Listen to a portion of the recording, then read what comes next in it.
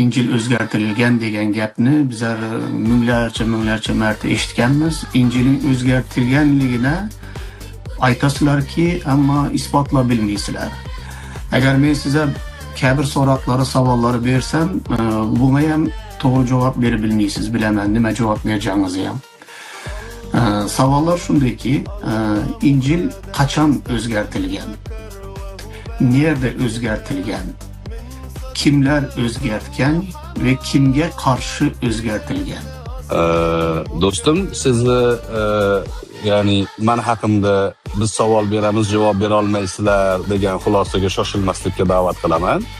Men savol javobga ochiqman, albatta javob beraman. Injil qachon o'zgartirilgan? Injil o'zi qachon yozilgan? Isa alayhissalatu vassalomdan keyin yozilgan. İsa alayhissalom davrida Injil bor edi. İsa alayhissalomning yoddan havoriylarga o'rgatgan ta'limoti edi.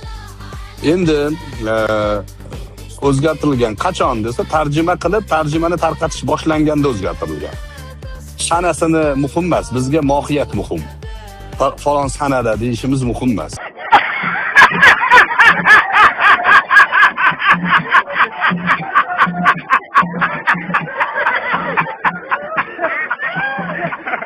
Agar men sizga kabi so'roqlari, savollari bersam, bunga ham to'g'ri javob berib bilmaysiz, bilaman nima javob berjagingizni ham.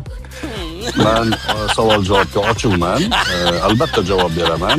O'zgartirilgan qachon desa, tarjima qilib, tarjimani tarqatish boshlanganda o'zgartirilgan. Sanasini muhim emas, bizga mohiyat muhim. Falon sanada deyishimiz muhim emas.